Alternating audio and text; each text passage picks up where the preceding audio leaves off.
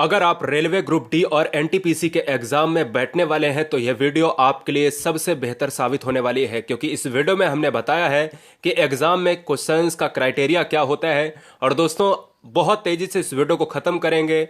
1000 प्रश्नों की सीरीज आपके समक्ष मैप के साथ अपन स्टार्ट कर रहे हैं, जिसका पहला पार्ट आप देख रहे हैं। तो हम पूरी तरीके से बहुत ही तेजी से क्वेश्चन नंबर 2 से आपका ये वीडियो लय में आ जाएगा और हर चीज आपको मैप से बताएंगे। इसके अलावा अगर आप एग्जाम को बेहतरीन चाहते हैं भाई करना, तो संपूर्ण ईयर का करंट अफेयर जनवरी टू दिसंबर करा रहे हैं, संपूर्ण जीके जिसमें हिस्ट्री, ज्योग्राफी, कंप्यूटर, ऑल, संपूर्ण विज्ञान, biology, physics, chemistry, reasoning and mathematics, राष्ट्र हित में शिक्षा, हर बहन हर भाई का स्वागत है। अब चलेंगे इस वीडियो में सुपर फास्ट तरीके से। पहला क्वेश्चन कह रहा है भारत में रेल की शुरुआत किस वर्ष में हुई थी। तो यहां से 4 क्वेश्चन बनते हैं। हमारा मकसद ये नहीं कि टिक लगा दें, तो देखिएगा ऑप्शन नंबर चला जाएगा बी के साथ। 1853 में इस क्वेश्चन की शुरुआत, यानी अगर हम बात करें ट्रेन की शुरुआत हुई, अगर फुल डेट की बात करें तो 16 अप्रैल 1853 में यहां पर भारत में पहली ट्रेन चली थी। अगर पूछे कौन सी, पैसेंजर या भाई पैसेंजर गाड़ी भी है और एक तो एक्सप्रेस और सुपरफास्ट में होती है, तो पैसेंजर गाड़ी चली थी।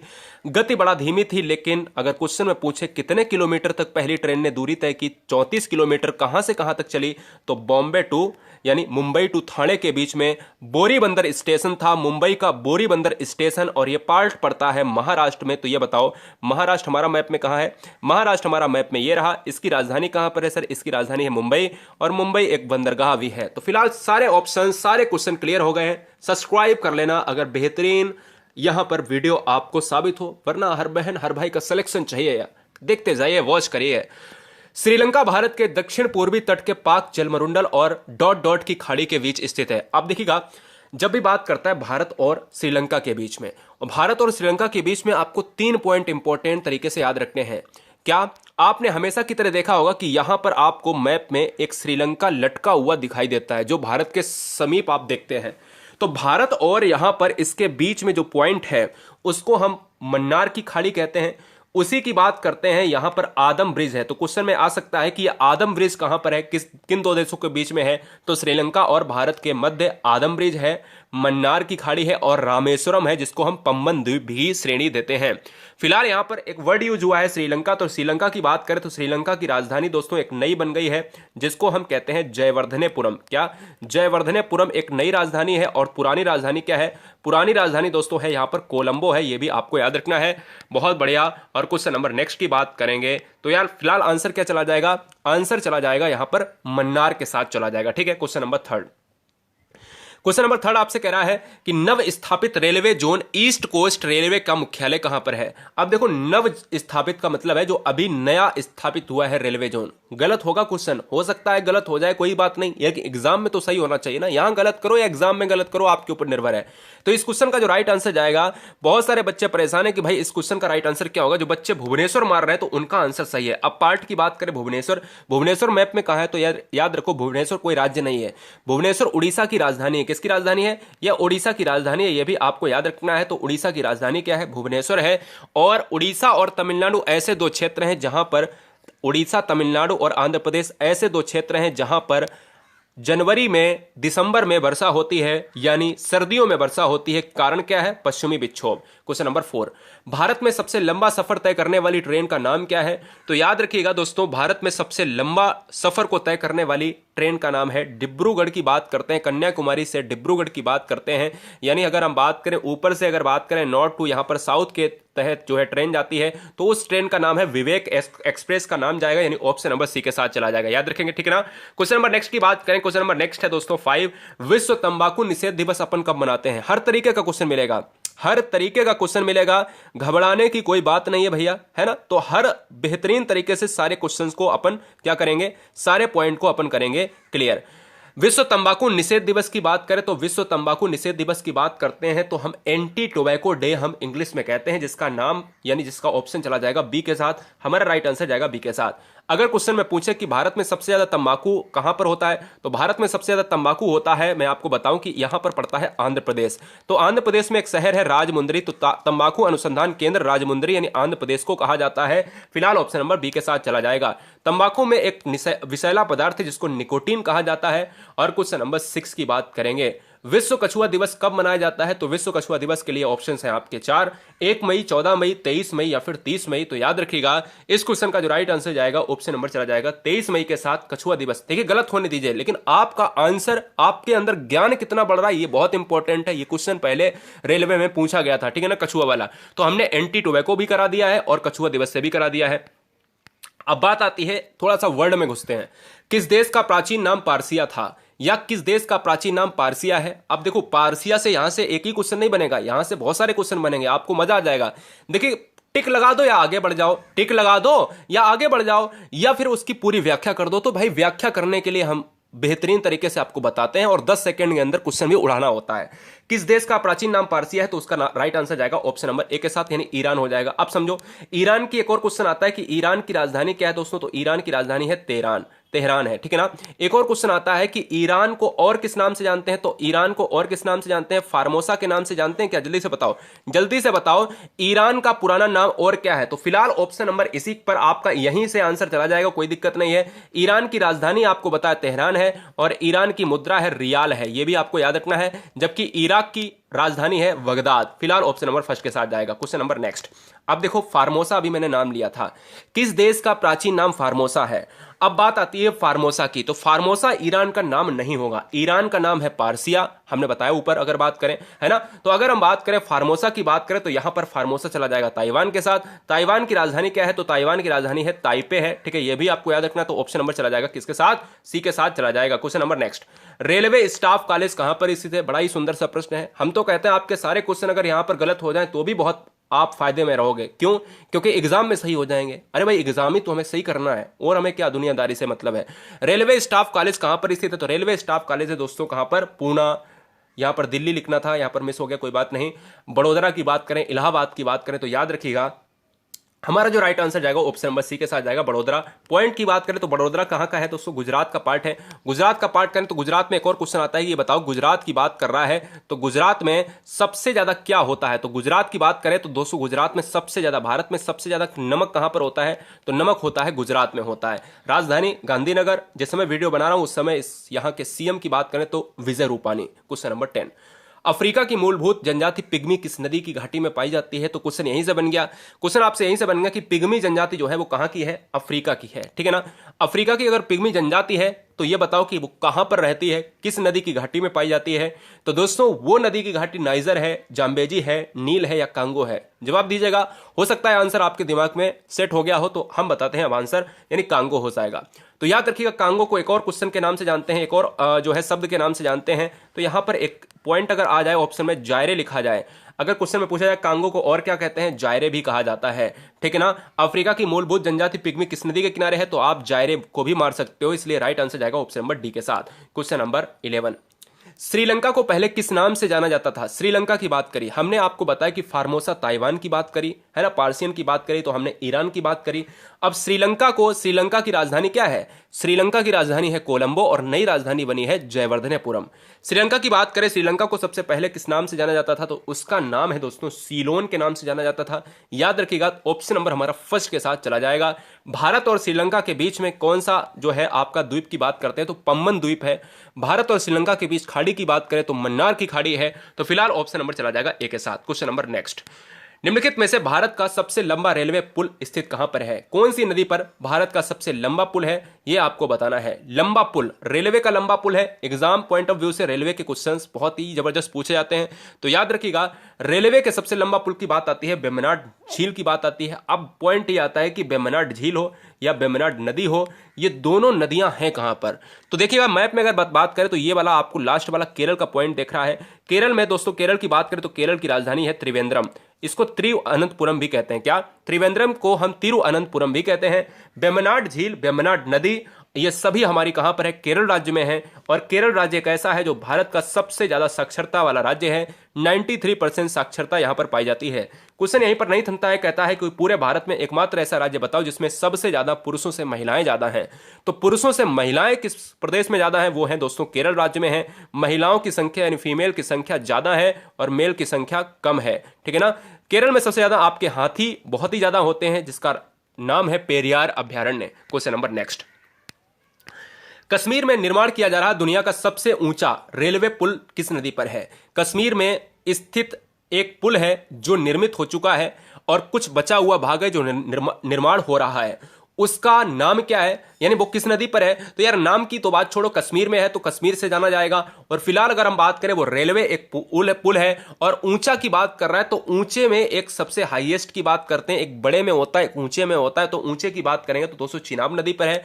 पार्ट ऑफ जम्मू कश्मीर की बात करेंगे, जम्मू कश्मीर क्षेत्रफल के अनुसार दोस्तों सबसे बड़ा 5वां राज्य है, ये आपको याद रखना है। जम्मू कश्मीर की भी 2 राजधानियां हैं, ग्रीष्मकालीन और शीतकालीन राजधानियां हैं। क्वेश्चन नंबर 14, गोरखपुर जहां पर दुनिया का सबसे लंबा प्लेटफॉर्म स्थित है, गोरखपुर जहां पर दुनिया का सबसे लंबा प्लेटफॉर्म स्थित है वह किस राज्य में है? ओडिशा, उत्तर प्रदेश, झारखंड या छत्तीसगढ़? जवाब दीजिएगा। जी हाँ, बहुत बढ़िया क्वेश्चन है दोस्तों, बहुत बढ़िया। अगर हम बात करें तो आप ये कहते हो, अगर हम बात करें तो आप ये कहते हो भैया कि भाई यह पार्ट हो जाएगा आपका उत्तर प्रदेश का हो जाएगा। तो गोरखपुर उत्तर प्रदेश वाले बच्चे तो जानते होंगे, लेकिन रेलवे का तो एग्जाम देंगे सारे बच्चे, तो रेलवे एक ऐसा प्लेटफॉर्म है उत्तर प्रदेश का 1366.44 जो है फीट का जो है पुल है, यहां पर जो सबसे दुनिया का सबसे बड़ा प्लेटफॉर्म है, लंबा प्लेटफॉर्म है, यह रेलवे का स्टेशन बन चुका है। गोरखपुर की बात करें, है ना, बहुत बढ़िया। अच्छा लग रहा हो तो सब्सक्राइब जरूर कर लीजिए। चलते हैं नेक्स्ट क्वेश्चन की बात करेंगे।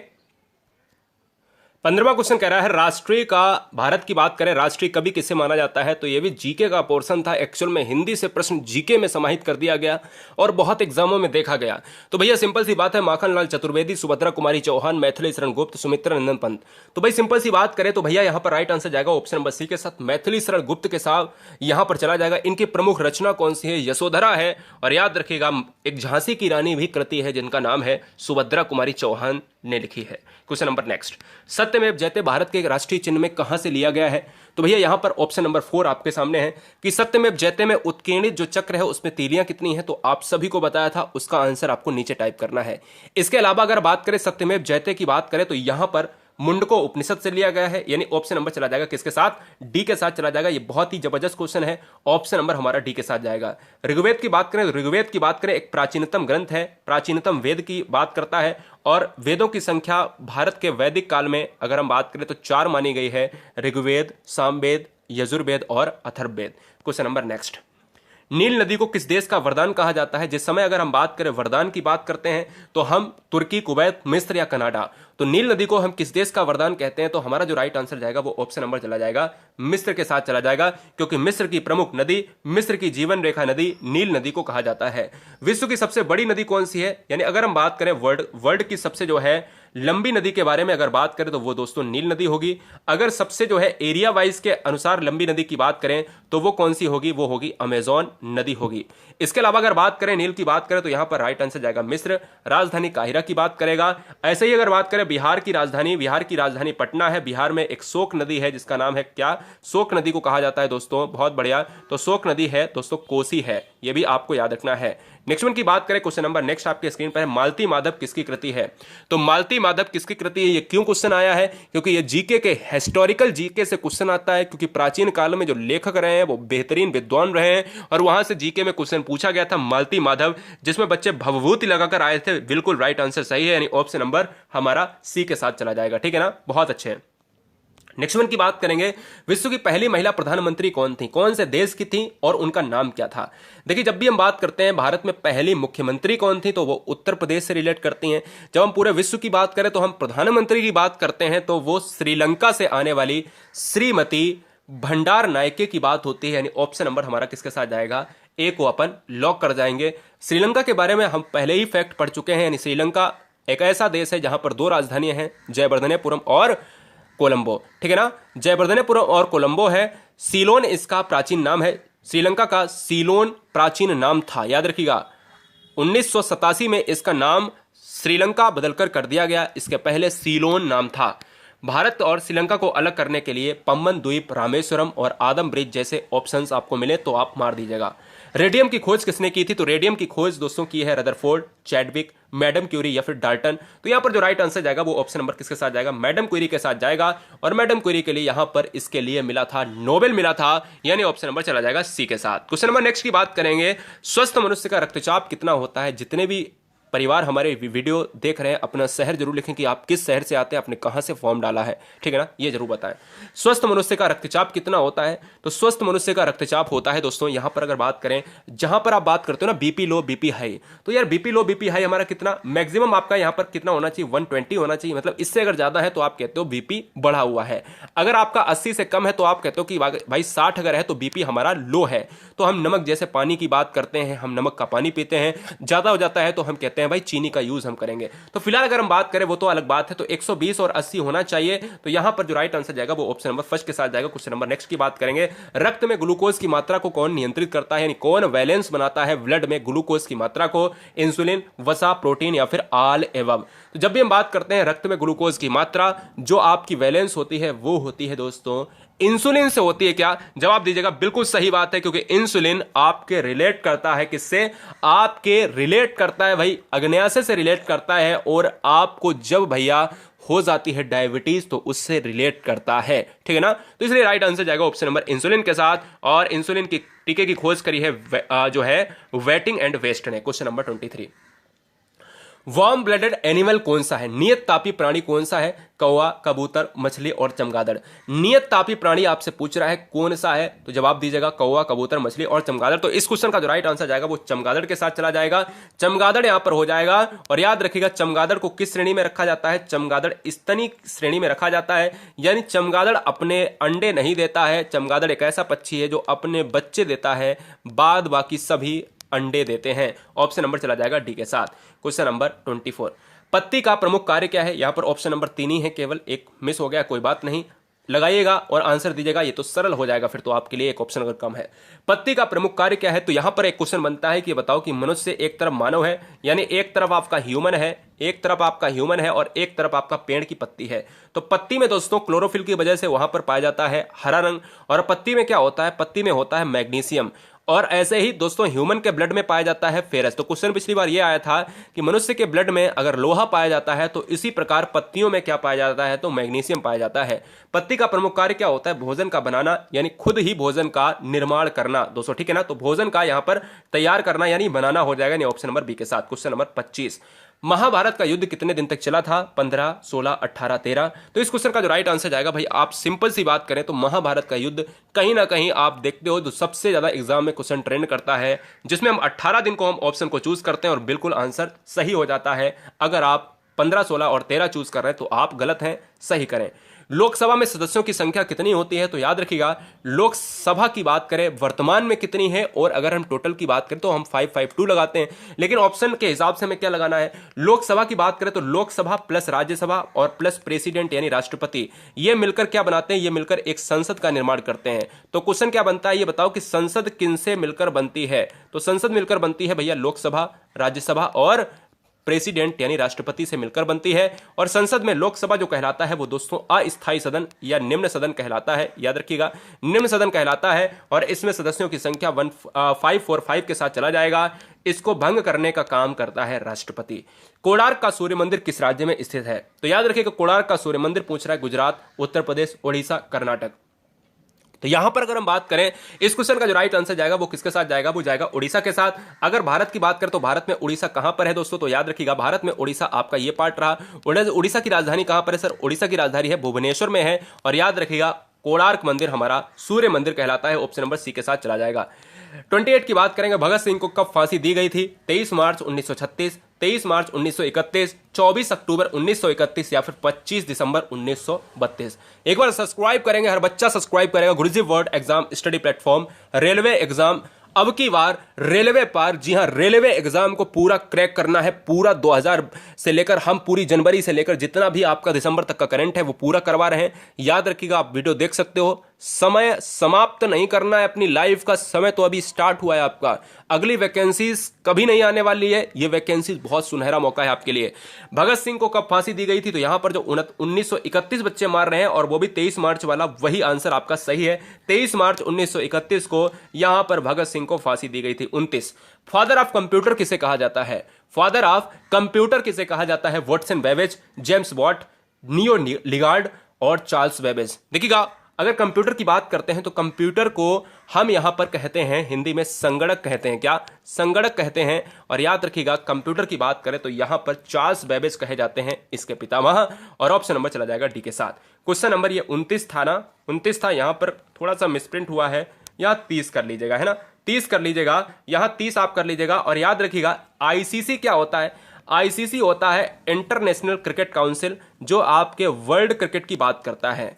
वीसीसीआई क्या होता है? वीसीसीआई की बात करते हैं तो वीसीसीआई आपका जो मुख्यालय की बात करते हैं तो आप कहते हो मुंबई में है। और बीसीसीआई की बात करते हो तो ये है दोस्तों इंडियन क्रिकेट जो काउंसिल की बात करते हो। और अगर बात करें दोस्तों, बहुत बढ़िया, तो आईपीएल कब स्टार्ट हुआ था? 2008 यहां पर आंसर हो जाएगा, ठीक है ना।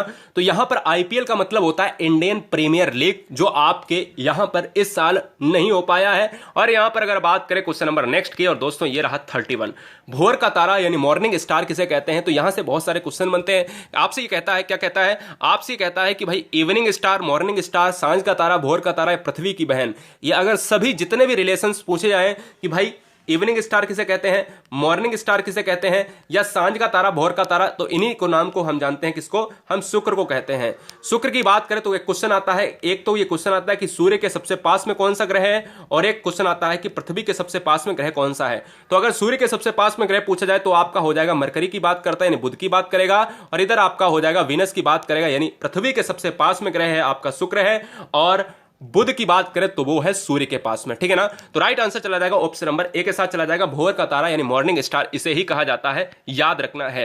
तो दोस्तों आज के इस पहले पार्ट में आप सभी ये बताएं कि पहला पार्ट आपके लिए कैसा रहा। 1000 प्रश्नों की सीरीज बहुत ही जबरदस्त तरीके से हम कराएंगे, और उसके अलावा 1000 प्रश्नों की सीरीज करंट अफेयर की, 1000 प्रश्नों की सीरीज साइंस की, सारे क्वेश्चंस और बेहतरीन तरीके से डीप क्लासेस प्लस मिलेंगी। ट्रिकी मैथमेटिक्स से लेकर हर तरीके से एनटीपीसी ग्रुप डी के लिए बहुत ही जबरदस्त क्लासेस आपके लिए प्रोवाइड कर रहे हैं। इसलिए सबसे ज्यादा बच्चे यहां पर लाइक और शेयर करें, और सब्सक्राइब करने के साथ अपना शहर जरूर बताएं, आपने कहां से फॉर्म डाला है ये भी बताएं।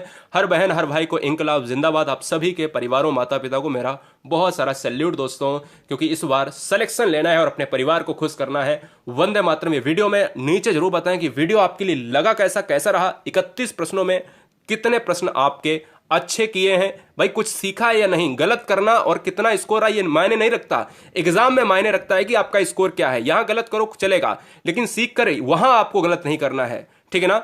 नीचे आपको लिंक मिल जाएगी, जो टेलीग्राम ग्रुप से बच्चा जुड़ेगा वहां पर आपको कुछ पीडीएफ्स भी मिल जाएंगी। वंदे मातरम।